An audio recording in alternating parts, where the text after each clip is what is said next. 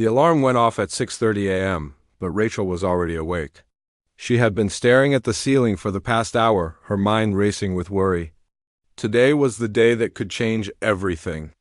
After 6 long months of unemployment, she finally had a shot at a real job. A good job? The kind that could pull her out of the financial hole she'd been drowning in. She got dressed carefully, choosing the navy blue blazer her sister had lent her.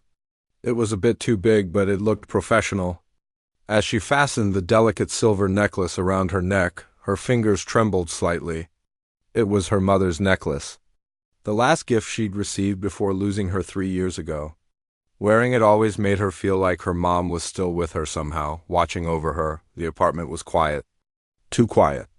It had been like that since her roommate moved out last month. Another expense Rachel couldn't afford anymore. She grabbed her worn leather folder with copies of her resume and headed out the door. The interview was at 9:30 a.m. and she couldn't be late. Not today. Not for this. The morning air was crisp as she walked to the subway station. Chicago was already buzzing with life. People rushed past her, everyone seemingly knowing exactly where they were going, what they were doing. Rachel felt like she was the only one barely holding it together. 6 months of rejection emails and unanswered applications had taken their toll. This interview felt like her last real chance. She descended the stairs into the subway station, her heels clicking against the concrete steps. The platform was packed with the usual morning rush hour crowd. Businessmen in suits, students with backpacks, tired-looking workers heading to early shifts. Everyone was absorbed in their own world, staring at phones or straight ahead. Carefully avoiding eye contact, Rachel checked her phone. 8:45 a.m. She had plenty of time, but her heart was already pounding. She kept mentally rehearsing her answers to possible interview questions. What's your greatest weakness? Where do you see yourself in 5 years? Why do you want to work here? The practiced responses felt hollow in her mind, but she pushed the doubt away. The rumble of an approaching train echoed through the tunnel. Rachel moved closer to the yellow safety line, positioning herself where she thought the doors would open. The crowd pressed in around her, everyone jockeying for the best spot to board. She clutched her folder tighter, protecting it from the crush of people. That's when she felt the hand on her arm dot at first. She thought someone was just trying to push past her, but the grip was firm, insistent. She turned, ready to tell whoever it was to back off, and found herself face to face with a man she'd never seen before. He was probably in his 50s, with graying hair and deep lines around his eyes. He wore a faded jacket that had seen better days, and his face had the worn look of someone who'd lived through hard times. But it was his eyes that caught her attention. They were clear, focused, and filled with something that looked almost like desperation. "Please," he said, his voice urgent but quiet. "Please, you need to listen to me." Rachel's first instinct was to pull away. This was exactly the kind of situation her friends had always warned her about. Strange man, crowded platform, grabbing your arm. Nothing good ever came from these encounters. She glanced around, hoping someone might step in, but everyone was carefully looking anywhere but at them. "I don't have any money," she said firmly, trying to tug her arm free. "Please let go." "I don't want money," the man said quickly. His grip loosened but didn't release completely. "I know this is going to sound completely insane, but you need to hear me out, please. Just 30 seconds. The train was getting louder. Rachel could see the lights now, cutting through the darkness of the tunnel. She had maybe a minute before it arrived. Every fiber of her being was screaming at her to ignore this man and get on that train. She had an interview. She had a future riding on this morning. She didn't have time for whatever this was, but something made her pause. Maybe it was the tone of his voice, the way it cracked with genuine fear. Or maybe it was the look in his eyes, which didn't seem threatening or unstable. They seemed scared and sad. "What do you want?" she asked, trying to keep her voice steady. The man took a breath as if steeling himself for what he was about to say. "I need you to not get on this train." "The one that's coming right now?" "Wait for the next one, please." Rachel stared at him. Of all the things she'd expected him to say, this wasn't it. Not a request for money, not some rambling story, not a crude proposition. Just this strange, specific request. That's it? She said, "That's what you wanted to tell me." "I know it sounds crazy," the man continued, speaking faster now as the train approached. "I know you have no reason to trust me. But I'm asking you, begging you, don't get on this train." The train burst onto the platform with a screech of metal and a rush of stale air. The crowd surged forward. Rachel felt herself being pushed toward the doors. The man was still holding her arm, not pulling, just holding, like an anchor. "Let go," she said, her voice firmer now. "I don't know what kind of game this is, but I have somewhere important to be." The train doors hissed open. People flooded forward, squeezing through the narrow openings. Rachel moved with them, finally breaking free of the man's grip. She was done with this bizarre encounter. She had a life to get back to, an interview to ace, a future to secure, but then the man said something that made her blood run cold. "You're going to the 9th floor of the Mitchell building. Your interview is at 9:30, he paused, his voice dropping to barely a whisper. "And that necklace belonged to your mother." Rachel's hand flew to her throat, touching the silver chain. Her heart hammered in her chest. The train doors were still open, but she'd stopped moving. How could this stranger possibly know these things? The crowd continued to push past her, but she stood frozen, staring at this man who somehow knew her life. Rachel's fingers wrapped around the silver necklace, feeling the familiar weight of it against her skin. The train doors stood open, waiting. People continued pushing past her, annoyed by her sudden stop in the middle of the flow. Someone bumped her shoulder hard enough to make her stumble, but she barely noticed. "How do you know that?" she whispered, her voice barely audible over the noise of the platform. "How do you know any of that?" The man's face was pale, beads of sweat forming on his forehead despite the cool underground air. He looked like he might be sick. "I know it sounds impossible. I know you think I'm some kind of stalker or crazy person, but I promise you I'm not. I've never seen you before in my life until right now." "Then how?" Rachel demanded, her voice rising. A woman in a business suit shot them an irritated look as she squeezed onto the already packed train. "How do you know about my interview? About my mother's necklace? Have you been following me?" "No, I swear I haven't." The man ran a hand through his graying hair, looking around nervously. "Listen, I know this is going to sound absolutely insane, but something is wrong with that train. Something bad is going to happen. You cannot get on it." Rachel felt torn between fear and anger. Part of her wanted to scream for help, to alert the transit officers she'd seen earlier. But another part, a smaller voice in the back of her mind, was whispering that something about this felt different. This didn't feel like a typical subway crazy encounter. The man wasn't ranting or raving. He wasn't asking for anything. He just looked terrified. "What's going to happen?" she asked, taking a step back from the train. The doors were still open, but she could hear the warning chime that signaled they'd be closing soon. The man's eyes met hers, and she saw something in them that made her stomach drop. It was the look of someone who'd seen something terrible, something they couldn't unsee. "The train is going to derail. In the tunnel, about 2 minutes from now. There's going to be a mechanical failure. People are going to get hurt. Badly hurt." "That's ridiculous," Rachel said, but even as the words left her mouth, she felt doubt creeping in. "How could you possibly know that? Are you saying you're psychic or something?" "I don't know what I am," the man said quietly. "A year ago I had an accident. Hit my head pretty bad. Ever since then, sometimes I see things that haven't happened yet. Most of the time it's just random stuff, meaningless. But sometimes," he trailed off, his eyes distant, "sometimes I see things that matter. Things I can stop if I act fast enough."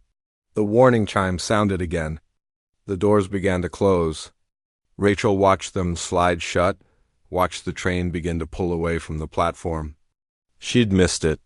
She'd actually let this stranger convince her to miss her train. What was she thinking? "This is insane," she said, pulling out her phone. 8:52 a.m. The next train should come in about 5 minutes.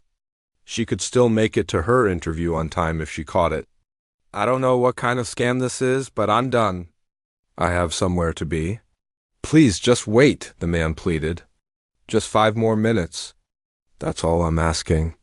If nothing happens, you can go catch the next train and think I'm crazy. But if I'm right?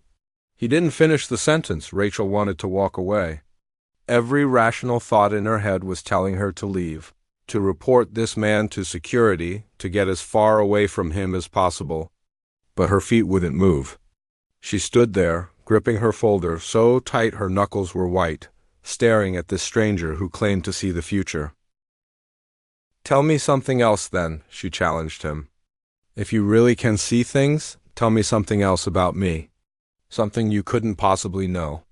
The man closed his eyes for a moment, his brow furrowed in concentration. You have a sister. Older sister. She's the one who lent you that blazer. It's too big on you, but you're wearing it because you sold most of your professional clothes last month to pay rent. Rachel felt the air leave her lungs. He was right. All of it was right. How was that possible? Your apartment is almost empty now, he continued, his eyes still closed. Your roommate left, and you've been eating ramen noodles for dinner most nights because you're trying to save every penny. You're 3 months behind on your student loans. Last week, you seriously considered moving back in with your dad, but you can't bring yourself to do it because it would feel like giving up. Stop, Rachel said, her voice shaking. Just stop. How are you doing this? Before the man could answer, she heard it. A distant sound, like thunder rolling through the tunnel. Then shouting. The transit workers on the platform suddenly sprang into action, talking urgently into their radios. The overhead speakers crackled to life with a sharp, attention-getting tone. Attention passengers. There has been an incident on the southbound Red Line. Emergency services are responding. Please remain on the platform and await further instructions. Rachel's legs gave out. She sat down hard on a nearby bench, her mind reeling. It had actually happened. The thing this stranger said would happen had actually happened.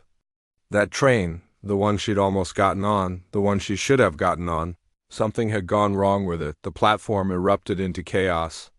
People were pulling out their phones, calling loved ones, posting on social media. Transit workers were trying to maintain order, directing the growing crowd away from the edge. In the distance, Rachel could hear sirens. Lots of them. The man sat down beside her, maintaining a respectful distance. He looked relieved, but also exhausted, like he'd just run a marathon. I'm sorry I scared you, he said quietly. I never know how to do this. There's no good way to tell someone that something terrible is about to happen. What was it? Rachel asked, her voice barely above a whisper. What happened to the train? Mechanical failure, like I said. One of the wheel assemblies broke. The train came off the tracks in the tunnel. He paused, watching the emergency response unfold around them. 7 people are going to be seriously injured. Broken bones, head trauma. It could have been worse. It could have been you. Rachel touched her mother's necklace again, this time seeking comfort rather than answers. I don't understand any of this. How is this even possible? I don't understand it either, the man admitted. After my accident, I started having these ... episodes, visions, I guess you'd call them. I'll be doing something completely normal, and suddenly I'll see something that hasn't happened yet. It's not like in the movies. It's not clear or detailed. It's more like fragments, pieces of a puzzle. But sometimes the pieces are enough. How many times have you done this? Rachel asked. How many people have you warned? You're the 4th. He stared at his hands, which were trembling slightly. The first 3 times, people thought I was crazy. One woman maced me. A guy threatened to call the cops. But they all listened eventually. They all waited. And they all avoided whatever was coming for them. Rachel watched the emergency crews gathering at the platform's edge, preparing to enter the tunnel. Real people were hurt on that train right now? Real people who'd ignored the yellow safety line, who'd pushed to get on board, who'd wanted to get to work or school or wherever they were going. People just like her. What happens now? She finally asked. The man stood up slowly, like his bones ached. Now you go to your interview. You're going to be late, but you're going to be alive. And He looked around at the chaos, at the lights of emergency vehicles visible on the street level. I go home and try to figure out what the hell is happening to me. Wait, Rachel said, standing up quickly. I don't even know your name. You just saved my life, and I don't know who you are. James, he said simply. My name is James Morrison. James, Rachel repeated, committing it to memory. Thank you. I don't know how or why you did this, but thank you. He nodded once, then turned to leave. But Rachel reached out and grabbed his arm the same way he'd grabbed hers just minutes earlier. Wait, this can't be it. You can't just walk away. People need to know about this. About you. About what you can do? James looked at her hand on his arm, then back at her face. Something shifted in his expression, like he was weighing a decision he'd been putting off for a long time. No one's going to believe it. I've tried telling doctors, scientists. They all think I'm delusional. I believe you, Rachel said firmly. And I'm guessing the other 3 people you saved believe you too.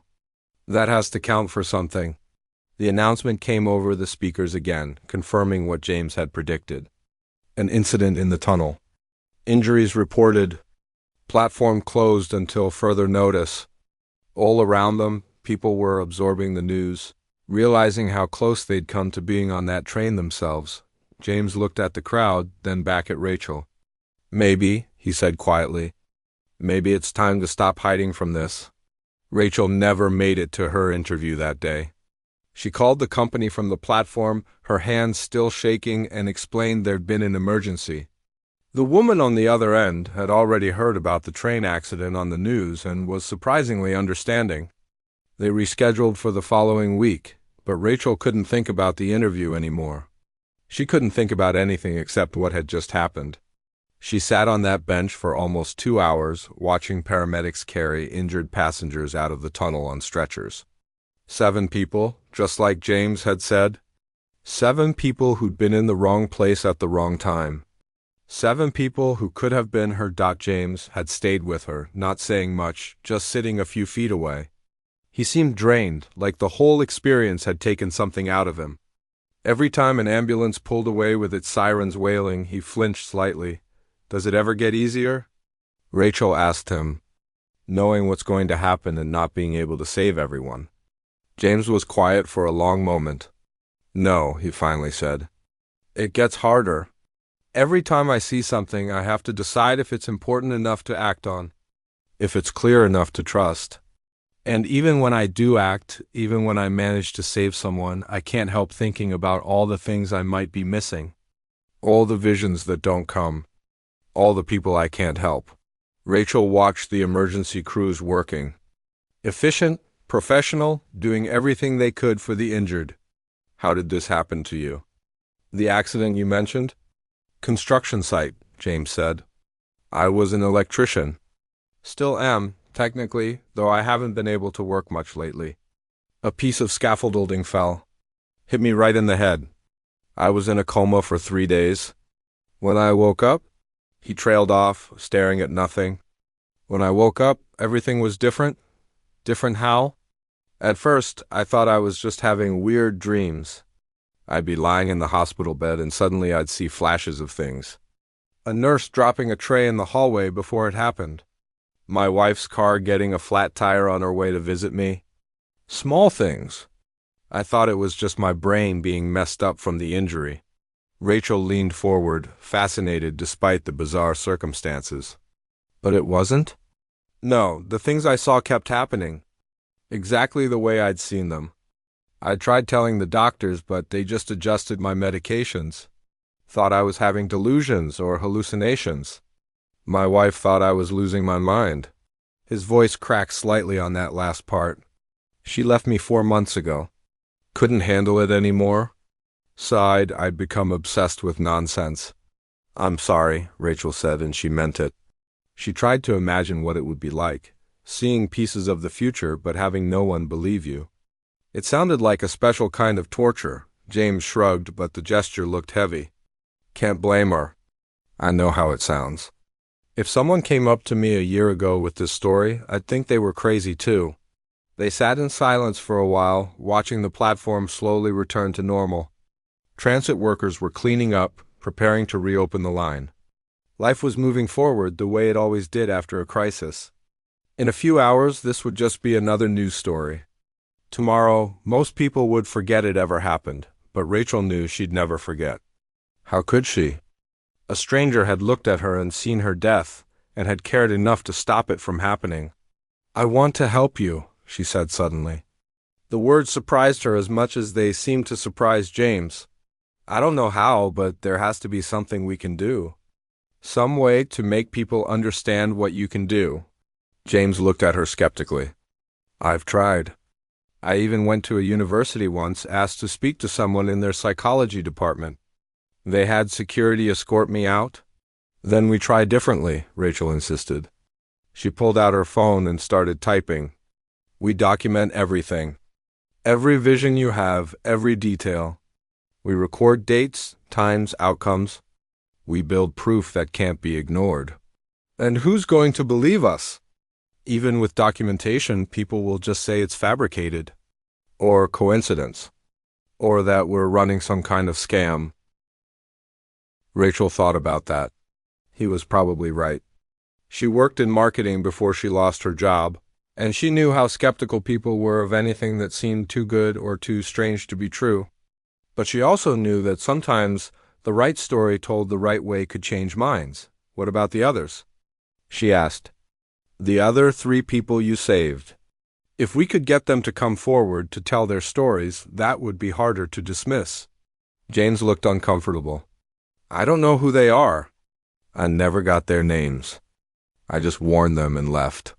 Didn't want to make things more complicated than they already were. Then we start fresh.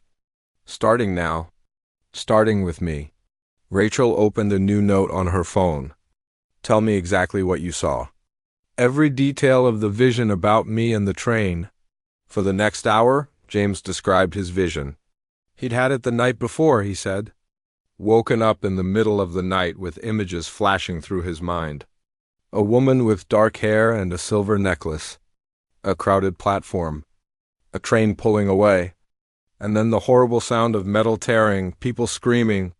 He'd seen the time on the platform clock, 8:53 a.m. He'd seen enough to know. He had to be there. Rachel typed everything into her phone, her fingers flying across the screen. This was something concrete. Something they could point to. James had written down his vision before it happened. He could prove that. "Do you still have your notes?" she asked. "From last night?" James nodded and pulled a small, worn notebook from his jacket pocket. He flipped to the most recent entry. There it was, dated the previous evening. Woman, silver necklace, train accident, 8:53 a.m. The handwriting was shaky, urgent. "This is it," Rachel said, feeling a surge of excitement. "This is proof. You wrote this down before any of it happened. Before you even met me." "It's not enough," James said quietly.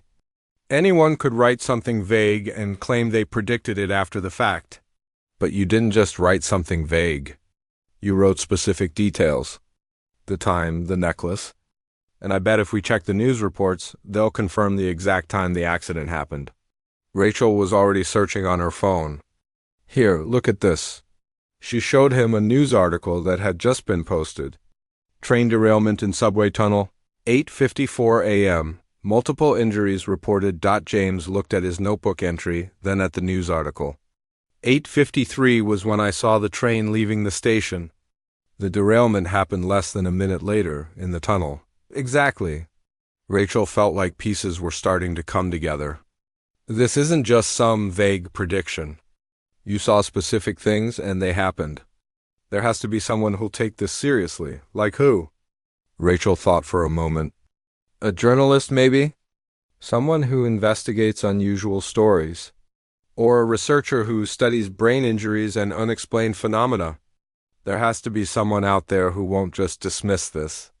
James looked uncertain, but also, for the first time since Rachel had met him, a little bit hopeful. "You really think anyone would care?" "I think," Rachel said carefully, "that you saved my life today. And probably saved a lot of pain and suffering from my family, my friends, everyone who cares about me." That matters. That has to matter. She stood up, brushing off her borrowed blazer. The platform was nearly back to normal now. The emergency crews were packing up. In another hour, trains would be running again, and the morning's disaster would fade into the background of city life. "I'm going to make some calls," Rachel said. "I have a friend who works for an online news site. Nothing major, but she's always looking for interesting stories. Maybe she'd be willing to at least hear us out." "And if she thinks we're crazy?" James asked. Rachel smiled. It felt strange to smile after everything that had happened, but she couldn't help it. "Then we find someone else. And someone after that. We keep trying until someone listens. Because this is too important to give up on." James stood up slowly. He looked tired, but there was something different in his eyes now. Something that hadn't been there before. "Why are you doing this?" he asked. "You don't even know me." "For all you know, the train thing was just a weird coincidence." "We both know it wasn't a coincidence," Rachel said. She touched her mother's necklace one more time. "My mom used to say that everything happens for a reason. I never really believed that, thought it was just something people said to make themselves feel better. But maybe she was right. Maybe I was supposed to meet you today. Maybe I was supposed to miss that interview so I could help you instead." "Maybe," James said. Though he didn't sound entirely convinced, Rachel pulled out a business card from her folder. One with her old job title crossed out and her personal phone number written on it. "Here, take this. Go home, get some rest. I'm going to make some calls and see what I can set up. We'll meet again in a couple days and figure out our next move." James took the card, studying it like it was something precious. "Thank you," he said simply. "I've been dealing with this alone for so long. It means more than you know to have someone believe me." "I believe you," Rachel said firmly. "And we're going to make sure other people believe you too." As she watched James walk away, disappearing into the crowd of commuters, Rachel realized her hands had finally stopped shaking. The morning had started with fear and anxiety about a job interview. Now she was standing in a subway station, planning to help a man prove he could see the future. Her life had just taken the strangest turn possible. And somehow she felt more alive than she had in months. 3 days passed before Rachel heard from James again. She'd spent that time making calls, sending emails, reaching out to anyone she thought might listen to their story. Most people ignored her. A few responded with polite rejections. One person told her she should seek professional help. Her friend at the online news site, Lisa, had been the only one willing to meet. But even that conversation hadn't gone well. "Look, Rachel, I want to help you," Lisa had said over coffee. "But this sounds like something from a sci-fi movie. Even if I believed you, which honestly I'm struggling with, my editor would never run it. We'd be a laughingstock." But it's true," Rachel had insisted. "I was there. I saw it happen exactly the way he said it would." "Or you saw a train accident and this guy convinced you he predicted it. Maybe he works for the transit authority. Maybe he overheard something about mechanical problems. There are a dozen rational explanations." Rachel had left that meeting feeling defeated. Maybe James was right. Maybe no one would ever believe them, no matter how much proof they gathered. Then, on the third night, her phone rang at almost midnight. It was James. "I need to see you," he said without preamble. His voice sounded strained, urgent. "Tomorrow morning. Same platform where we met, please." "James, what's wrong?" "I had another vision. A bad one." He paused, and she could hear him breathing heavily. "I think I might be losing my mind, Rachel. I can't tell anymore what's real and what's just in my head." "I'll be there," she said immediately. "What time?" 7 a.m., before the rush starts." He hung up before she could ask anything else. Rachel barely slept that night. She kept thinking about the desperation in James's voice, the fear. Whatever he'd seen had shaken him badly. When her alarm went off at 6, she was already dressed and ready to go. The platform was nearly empty when she arrived. A few early commuters scattered along its length, but nothing like the crowds from that morning 3 days ago. James was already there, sitting on the same bench where they'd watched the emergency crews work. He looked worse than before. His eyes were red-rimmed, his hair uncombed. He was clutching his notebook like a lifeline. "Thank you for coming," he said as Rachel sat down beside him. "I wasn't sure you would." "Of course I came." "What happened? What did you see?" James opened his notebook with shaking hands. The pages were filled with entries, some neat and organized, others scrawled frantically across the paper. "I've been having more visions. Lots of them. Ever since I saved you, it's like something opened up in my head. They're coming faster now, clearer. Is that a good thing?" Rachel asked carefully. "I don't know." James flipped through the pages, showing her entry after entry. "Car accident on Highway 94, tomorrow at 3 p.m., house fire on Maple Street, next Tuesday. A kid falling at a playground, breaking his arm. They just keep coming and I can't stop them. I can't save everyone. I can't even figure out which ones matter most." Rachel felt a chill run down her spine. She'd been so focused on proving James's ability that she hadn't really considered what it must be like for him. The weight of knowing terrible things were about to happen and feeling responsible for stopping them. "You can't save everyone," she said gently. "That's not your responsibility. Then whose is it?" James's voice cracked. "If I see something bad happening and I don't do anything about it, isn't that the same as letting it happen? How am I supposed to live with that?" Rachel didn't have an answer. She watched a train pull into the station, watched people board without a second thought. Normal people going about their normal lives, unaware of the man sitting on this bench who could see fragments of their futures. "Tell me about the vision that made you call me," she said. "The bad one." James was quiet for a long moment. When he finally spoke, his voice was barely above a whisper. "I saw you. In a hospital room. You were hurt, Rachel. Really hurt." Rachel's breath caught. "When? How?" "I don't know exactly. The visions aren't like watching a movie. They're more like photographs that flash through my mind. But I saw you in a hospital bed, bandages on your head, machines beeping. And I saw ... He stopped, his jaw clenching. "What? What else did you see?" "Your sister. She was crying. Standing next to your bed, holding your hand, crying." The words hung in the air between them. Rachel felt like the platform had tilted beneath her feet. "Are you saying I'm going to die?" "No, I don't think so." "You were breathing in the vision. The machines were beeping steadily. But something happens to you. Something that puts you in the hospital." James looked at her with haunted eyes. "And I don't know how to stop it because I don't know what causes it." Rachel tried to process this. 3 days ago, she'd been convinced James was crazy. Now she was sitting here, hearing him describe her future and believing every word. Could it be from helping you? Like, maybe someone comes after us because of what we're trying to do. Maybe it has nothing to do with me at all. That's what's driving me crazy. I can't see causes, only effects. I see the moment of impact, but not what leads up to it."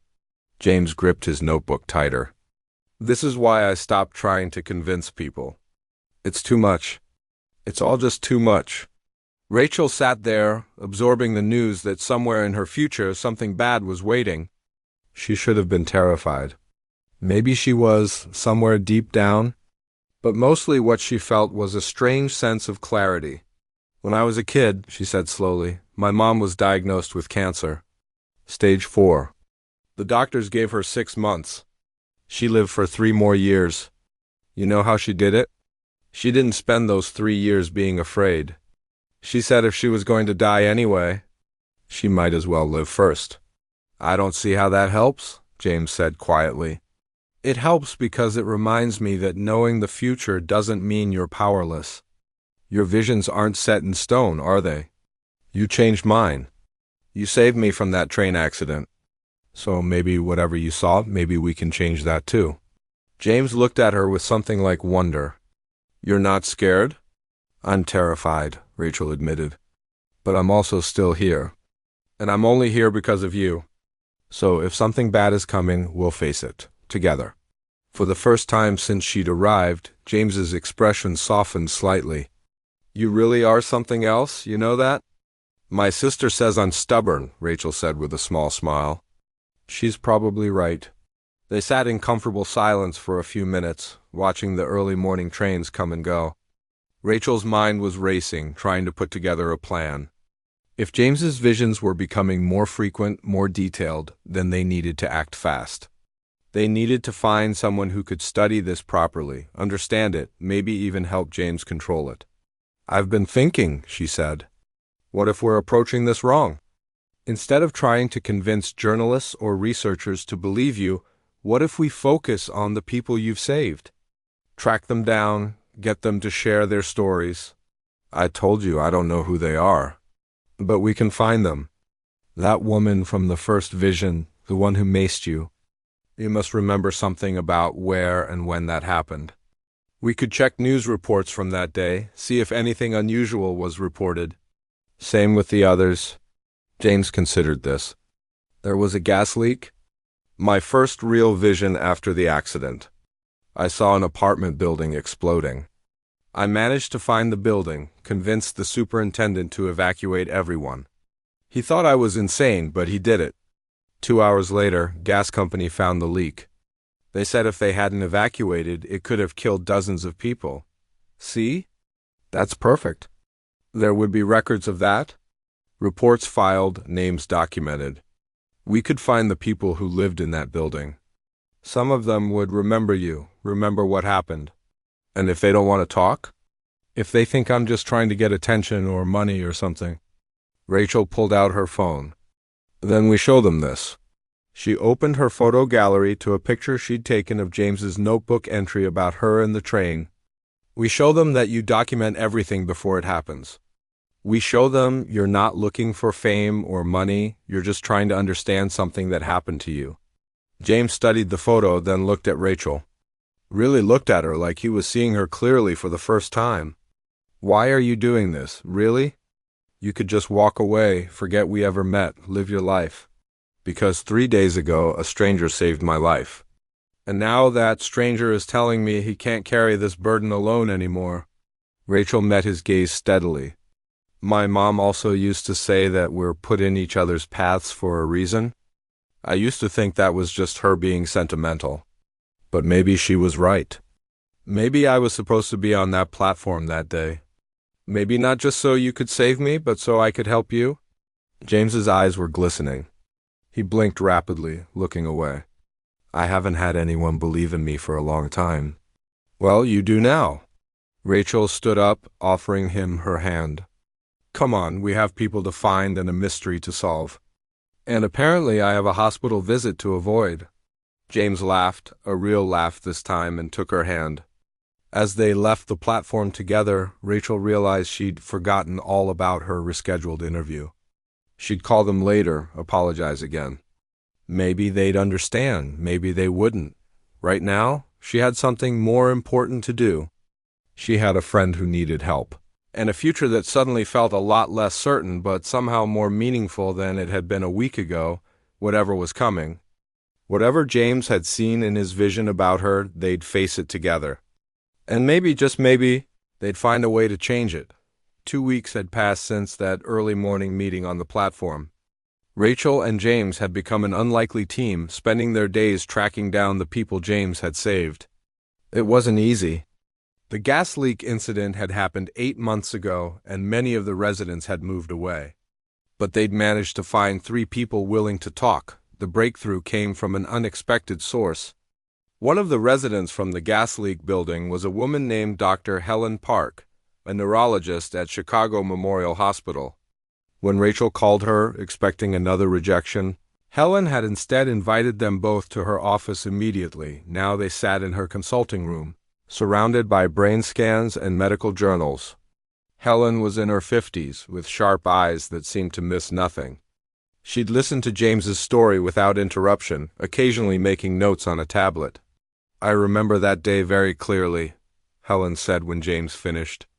"You knocked on every door in the building, telling people they needed to leave. The superintendent thought you were having some kind of episode.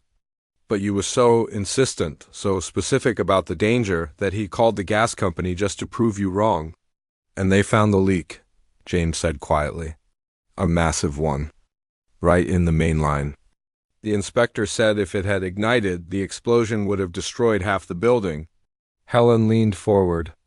I've thought about you many times since then, Mr. Morrison. Wondered who you were, how you knew. So you believe him? Rachel asked, hope rising in her chest. Helen was quiet for a moment, studying James carefully. I believe something extraordinary happened to him. Whether it's precognition, heightened intuition, or something else entirely, I don't know. But I'd like to find out. She pulled up a brain scan on her computer screen. After you left my office that first time, I pulled your medical records from your accident. Your injury was severe. You had bleeding in your temporal lobe, the part of the brain associated with memory and perception. James leaned forward, staring at the scan. What does that mean? It means the injury changed how your brain processes information. There have been documented cases throughout history of people developing unusual abilities after traumatic brain injuries. Sudden artistic talent, perfect mathematical recall, even cases of synesthesia where people can see sounds or taste colors. But seeing the future? Rachel said. That's different, isn't it? Is it? Helen challenged. What is the future but a pattern we haven't recognized yet? Our brains are constantly making predictions based on the information we take in. What if James's injury enhanced that ability to an extreme degree? What if his brain is processing micro-patterns that the rest of us miss, allowing him to predict outcomes with unusual accuracy? James looked skeptical. But I see things I couldn't possibly know, like Rachel's interview location, her mother's necklace. How could my brain predict specific details like that? I don't have all the answers, Helen admitted, but I'd like to study you properly. Brain scans, cognitive tests, documentation of your visions and their outcomes. With your permission, of course? Rachel saw the hesitation in James's face. He'd been dismissed by so many doctors already. Why should this be any different? What would that mean for him? Rachel asked. If you prove his ability is real? It would mean we could help him, Helen said simply. Right now, James is drowning in information he can't control. But if we understand how his brain is processing these predictions, we might be able to help him manage them. Maybe even enhance his ability to distinguish between important visions and background noise. James looked at Rachel. In the past 2 weeks, they'd become close. She'd learned that he liked terrible jokes and good coffee, that he missed his work, that he'd once dreamed of being a teacher before life pushed him in a different direction. And she'd told him things she hadn't told anyone else, about her fears and regrets, about the hole her mother's death had left in her life. What do you think? He asked her. I think, Rachel said carefully, that this might be exactly what we've been looking for. Someone who believes you and wants to help. Over the next week, James underwent a series of tests at the hospital. Rachel attended every session, taking notes, asking questions, being the support system James hadn't had since his wife left. Helen was thorough, but never treating James like a lab rat or a curiosity. The results were fascinating. James's brain showed unusual activity in multiple regions, particularly when he described having a vision. His temporal lobe, where the injury had occurred, seemed to be working overtime, creating connections between information in ways that shouldn't be possible. It's like your brain is running probabilities at an accelerated rate, Helen explained one afternoon, showing them the scans. When you encounter certain triggers, people, places, specific times, your brain starts calculating outcomes based on thousands of tiny variables the conscious mind doesn't even notice. But that doesn't explain the specific details, Rachel pointed out. How does calculating probabilities tell him about my mother's necklace? Helen smiled. That's where it gets interesting. I think James is also picking up on micro-expressions, body language, even subtle environmental cues that most people miss.